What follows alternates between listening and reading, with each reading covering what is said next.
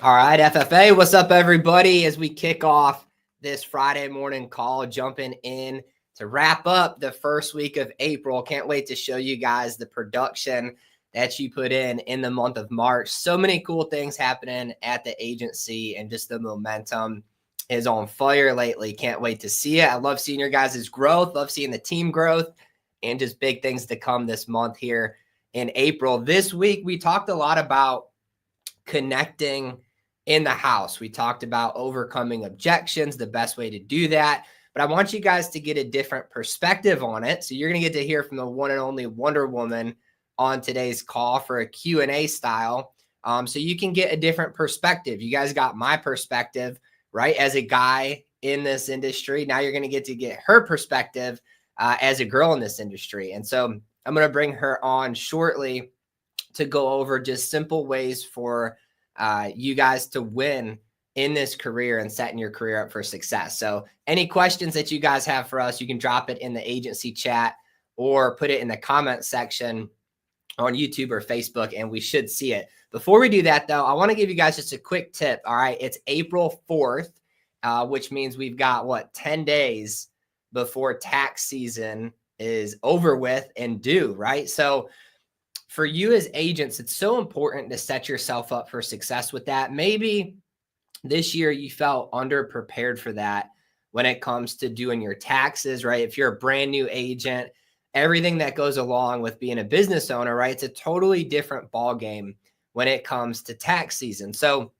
now that we're wrapping up 2024's tax season, going forward into 2025, just some simple tips for you guys to be able to help you manage that better this year. All right. My first tip for you is to make sure you set up a retirement account for yourself. All right. Now, it doesn't matter if you have a business entity or if it's just you can set these accounts up and they can really help you and help you get set up good for your future. The first account that I think you should look at is a Roth IRA. What is a Roth IRA? It's money that you've already paid taxes on that you invest into a retirement account so that later on down the road, when you pull that money out in retirement, you get that money tax-free because you already paid taxes on it, right? So that's the first account.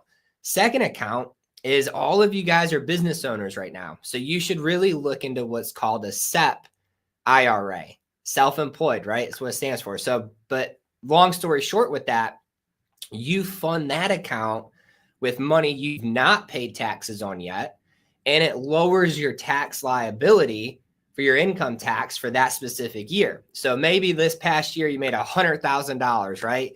And you got hit paying taxes on all 100 of it.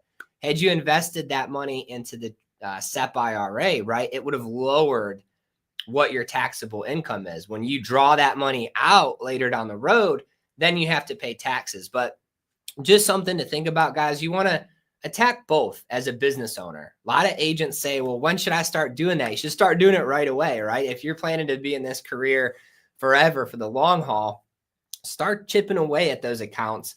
I know it seems so complicated. How do you set one up? Just get with your local advisement firm. All right. I use Edward Jones.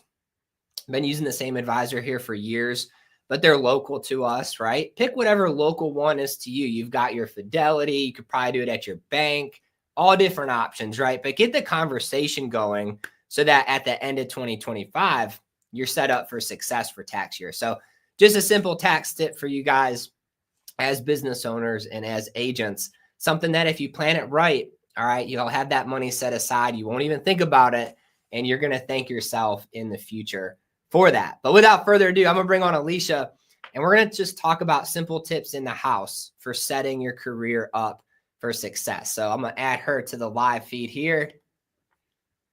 All right. She is with us. So hopefully you guys can see us okay.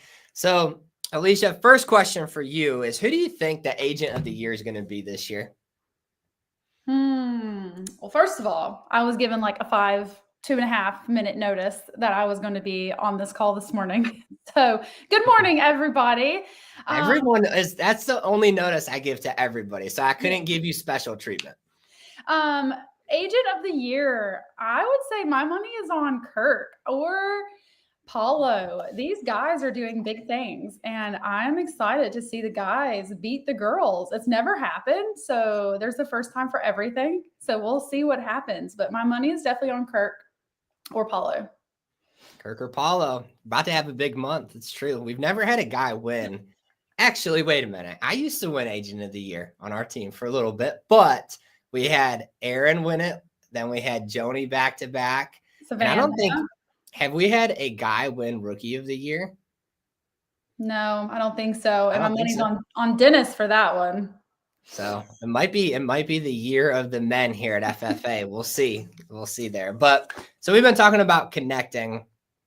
For you in the house as a girl, do you think it's different than if a guy is trying to get into a house or doing the presentation? What do you think, like from a girl's perspective in this industry? What are some like challenges or tips you would have for the ladies when it comes to connecting in the house? So you started me off like praising the guys, and now I'm going to have to come after them, right?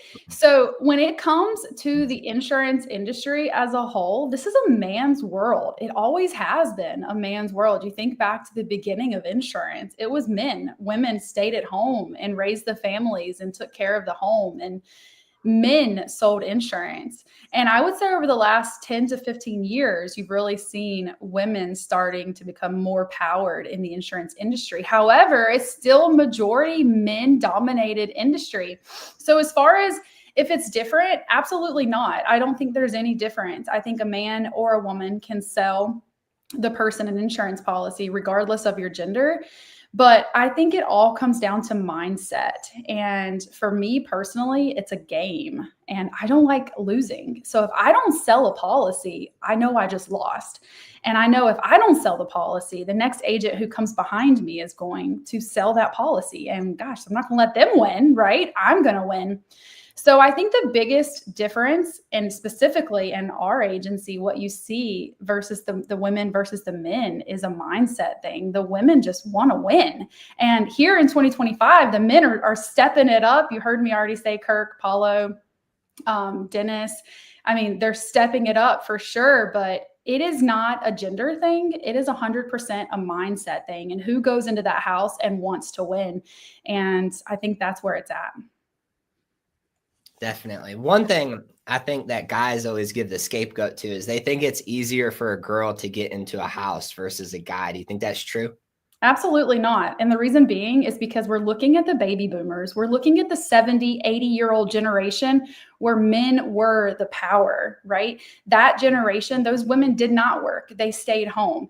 They are used to men running the show. So if anything, it's easier for men to get in for 70, 80-year-old baby boomers and even late 60s because they're so accustomed to men being dominant in the workforce. So I don't for a second think that women get in the house easier. I think the main difference between a woman getting into the house for neighbor knocks or regular knocks for a lead, as opposed to a man, is going to be the characters you're showing at the door. So if you're monotoned, if you don't have a smile on your face, if you're stiff, if you're keeping your body crossed, stuff like that, which is all fixable. But no, I do not think that women can get in the house better than men. And I don't think women can sell better than men. I think it's equal. I think that's an excuse. Yeah, I would agree with that. But I don't know. I think women they're just more authoritative, I feel like, than the guys lately. Like they're just, I don't know. There's a competitive spirit. I don't know what it is, but maybe it's because they have something to prove, but I don't know. It'll be interesting to see. When we've trained guy agents and girl agents, it's been kind of a common consensus, right? That a lot of the guys think it's easier for girls to get in a house, but I've seen it on the opposite, or it's actually harder too. But let's talk about being in the house. What do you think an agent's, if you're training a brand new agent, what are some mistakes you see like that first 2 weeks that they do in a presentation that maybe they don't realize they're even doing? The biggest mistake I see is that agents will train and they think it's easy. And they think it's easy because they're seeing their coach do it. So they're seeing their coach at the door. They're seeing their coach in the presentation. And they don't realize that the coach is speaking the objections before they're getting the objections and overcoming them. Or they don't even realize the objection and the overcoming of it because it was so fluid and so easy for that coach to do it. So if you go to the door with your coach, they're probably getting in, right? They're not getting told no. Or if they are getting told no, it's very few far in between. Or you get in a presentation and it's just like seamless. And you're like, well, that was easy. They didn't tell you no with anything. But it's not easy, right? Those are sales techniques that your coach has learned over a period of time or has read or studied or followed up with to get to where they are. So the biggest mistake I think that agents, when they're brand new, that they do, or even if they've only been in the insurance industry for less than 6 months, is they think that they're not good at it because their coach just had lay down sales, when in reality, they need to just go into it and be coachable and ask for help, right? The early bird gets the worm. So be the first one in your coach's text messages in the morning. Be the first one to call them. Yesterday morning, I had 2 people call me between like 8 and 8:30, right? Instantly, first thing in the morning, they're calling and checking in and asking for things. So being the first one in your coach's mind to be able to be coached, mentored, and helped. If you're struggling, we don't know about it unless we're told about it. So the biggest mistake is thinking that your coach just had laydowns and that was not skill, because that was skill. Anytime your coach is selling in front of you, I promise you the pressure is on and they have skill in order to close that house, especially having someone watching them. And then the second mistake is not asking for help and just putting yourself on an island. That's kind of like been my phrase for 2025 is putting yourself on an island. Don't be on an island. You have too many people who want to help you. So jump off the island, jump into someone's inbox and let them coach and mentor you.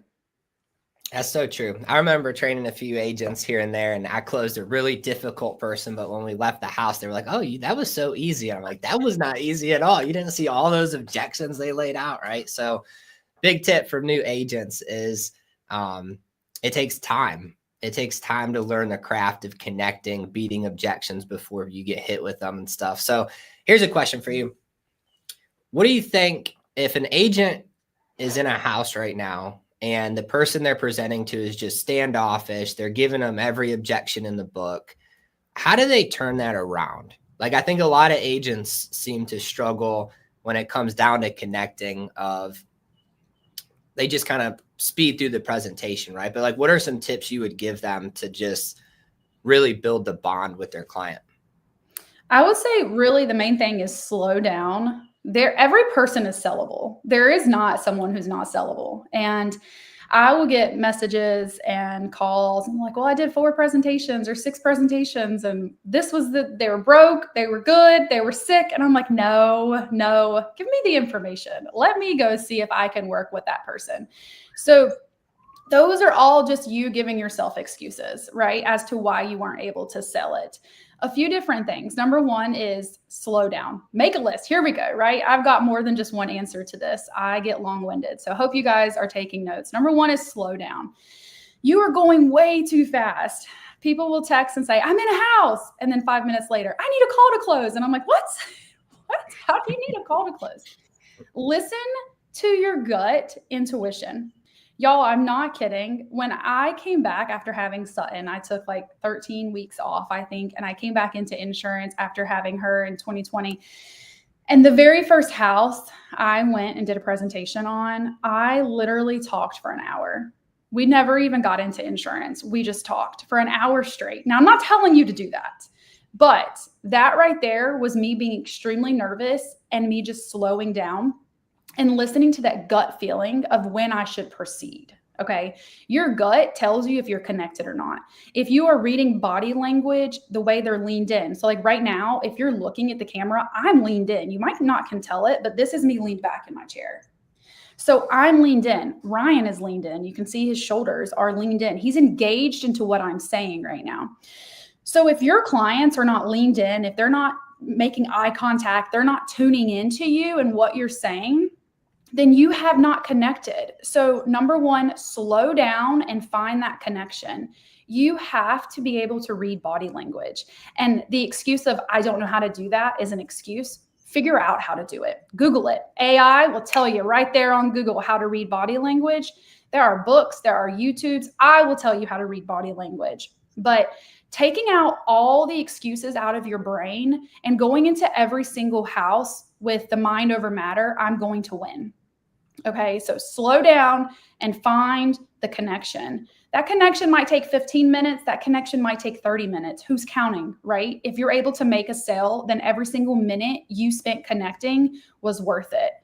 My connection is never a one done perfect. You told me what you did for work. You told me your children's names and what schools they go to. Perfect. We're done connecting. Don't care anymore. Now let's dive into insurance.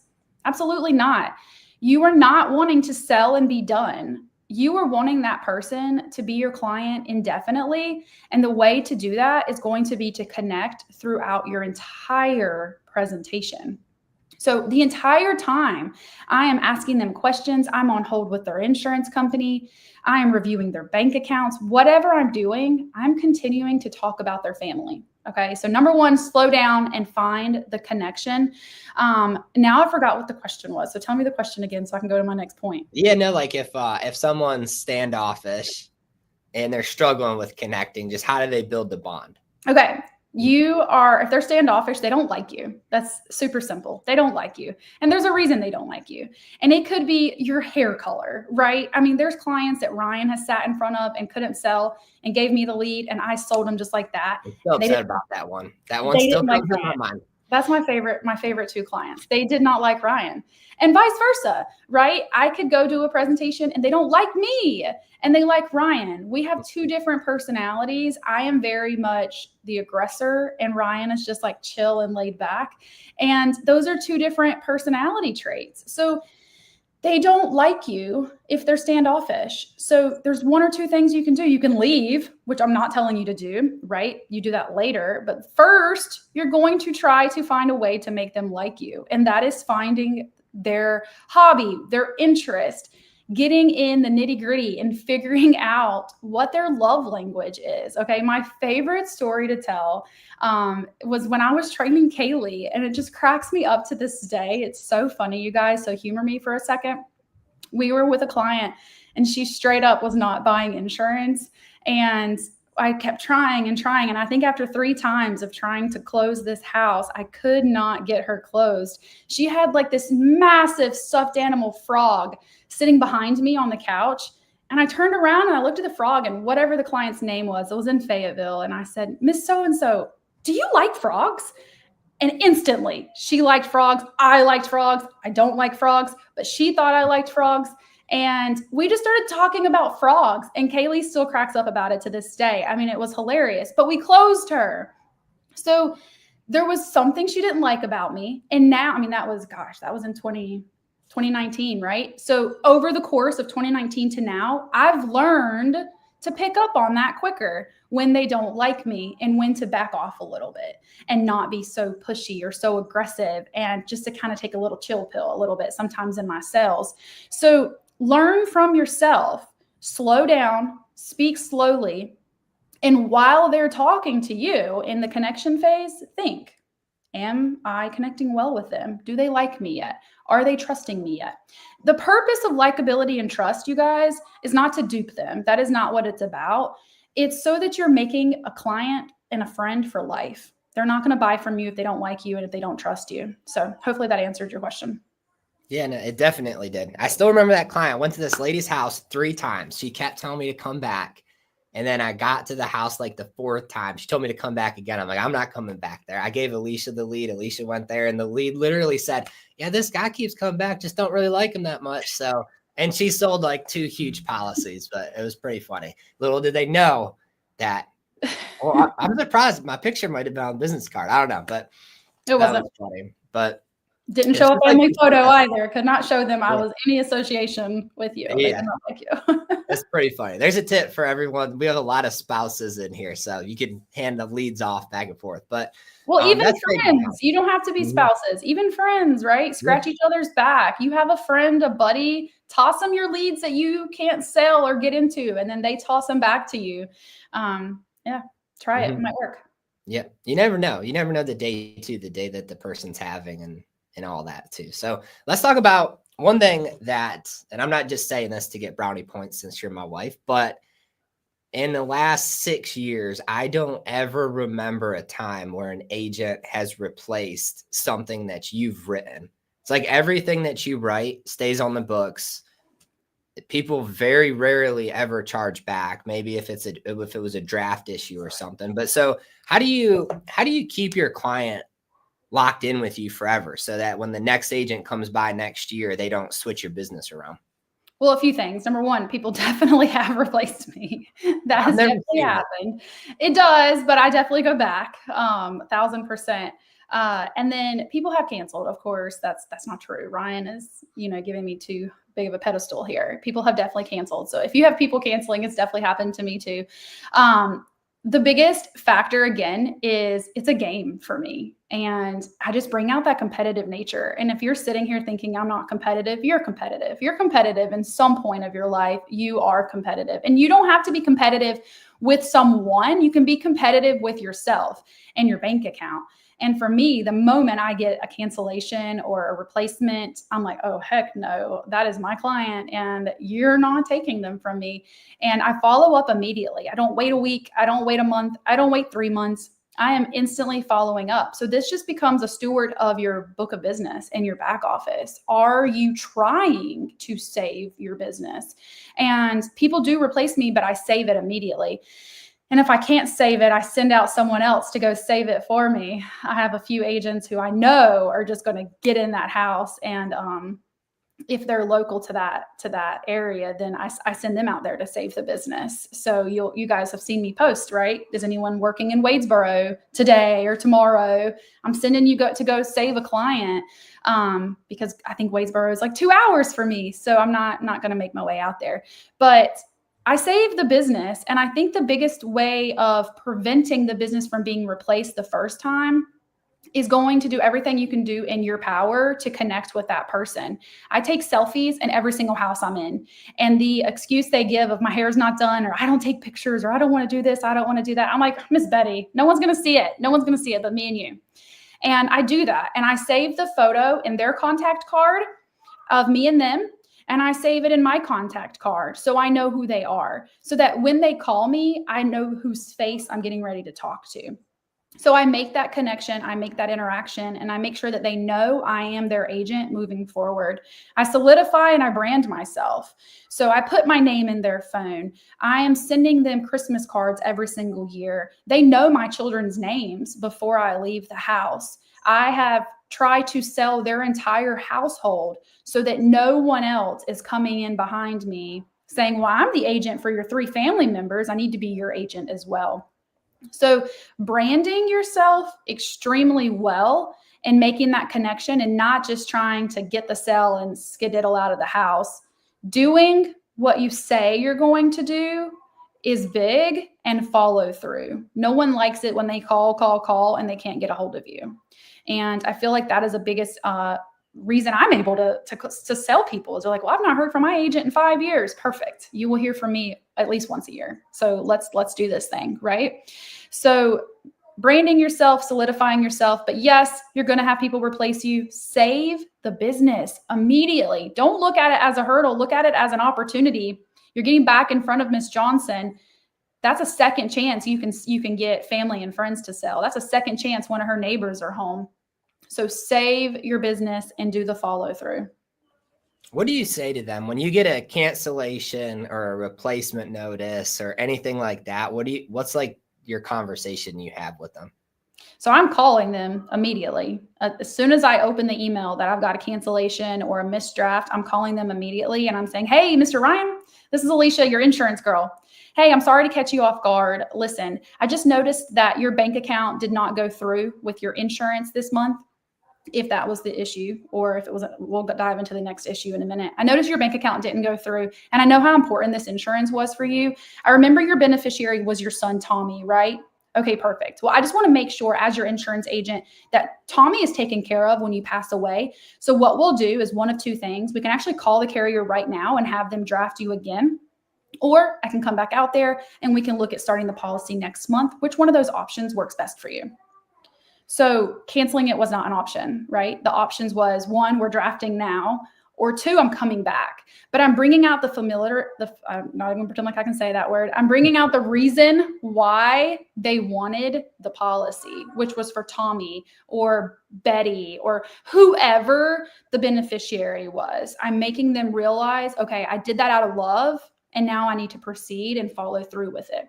If someone is replacing me, it really depends on how hard the sale was. If the sale was a difficult sale, I'm driving back out to their house. I'm not even getting them on the phone. I'm not giving them the opportunity to tell me no. But if it was a pretty simple sale, then I'm calling them and I'm doing the exact same thing, except for I'm going to have some humor into it. I'm like, Mr. Ryan, I just got a letter in the mail or an email in my inbox that you are canceling your policy and that someone else wrote you something different. Mr. Ryan, we talked about this. Remember, I told you what I was putting you in was the best possible policy for you. And as your insurance agent, I was controlling all of your insurance needs to make sure that you and your family were in the best case scenario upon your passing. So what we are going to do, not can we, do we, when can I follow up, what we are going to do. I'm the expert. They're the client. I know what is best because I know I put them in the best policy. Right? I didn't charge them $15 or $20 more just because I could. I put them in the best policy with the best writers, with one of the best companies, with every single client. So I know it was the best for them. So I am able to say that on the phone. So what we are going to do is this, and then I'm getting my business back. And if they give me an objection or they hang up on me, I'm showing up at the house. What are they going to do? They're going to tell me no, that's it. It's going to hurt my feelings. I might cry, but that's it. They're just going to tell me no. It's not a big deal. So follow through with the bank draft cancellations, the NSFs, non-sufficient funds. Yes.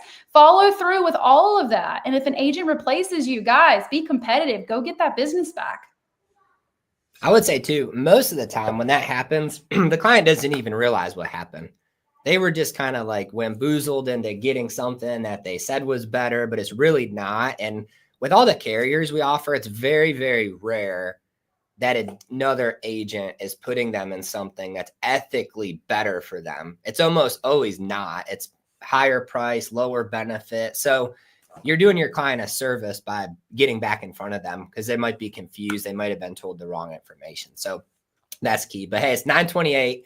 What's your last tip? If an agent wants to be a top agent, if they want to beat Kirk, Paulo, Dennis, all the men, maybe the ladies are watching this right now because you just gave them the competition to come back and beat them. What do they got to do this year? The biggest thing is, and this might rub people the wrong way, is just stop making excuses. And that is a broad blanket statement across the whole board. Like, just stop making excuses. Where there's a will, there's a way. And you just have to find it deep down inside of you to just do it, right? Every single day, you're going to encounter an obstacle. Every single day, right? Like 2 nights ago, Bennett was up all night long. And thank God for Ryan, because Ryan took care of him majority of the night. I was wondering where you're going with this, because I was like, yeah, I was definitely the one. I'm sticking up for you here. So Ryan was up with him all night, but then Ryan does some like karate class, Kung Fu Panda stuff Thursday morning at like Kung Fu Panda at like 8:30 in the morning. And he could have called out on himself. He was up all night with Bennett because Mama right here was sleeping, and he could have called out, but he didn't. He still showed up for himself, but that was a reason, right? He was tired, he was up all night. That was an obstacle, but he still showed up and he still went. So every single day, something is going to get in your way. Flat tire, oil needs changed, a sick kid, a parent who needs XYZ, a child, an adult child who needs you to do something, a minor child who needs you to do something. Like, life, man. Every day there is going to be something that gets in your way. And in order to be not just a top agent, but an agent in general, in order to make it in this business, you have to overcome all of those excuses. And I think the top agents are really good at that. And that's why they are where they are. But everyone has the capability. Everyone has the same playing field. Everyone has the exact same ball. Everyone has the exact same opportunity to be great in insurance. It's just, are your excuses more powerful than your why? And that's my last tip. Love it. Can't add anything to that. That was an awesome tip to wrap up the call. So guys, that's all we got for you today. All right, let's go have a great day today, tomorrow to finish this week out strong. And we will be back here on Monday. Appreciate you guys for tuning in.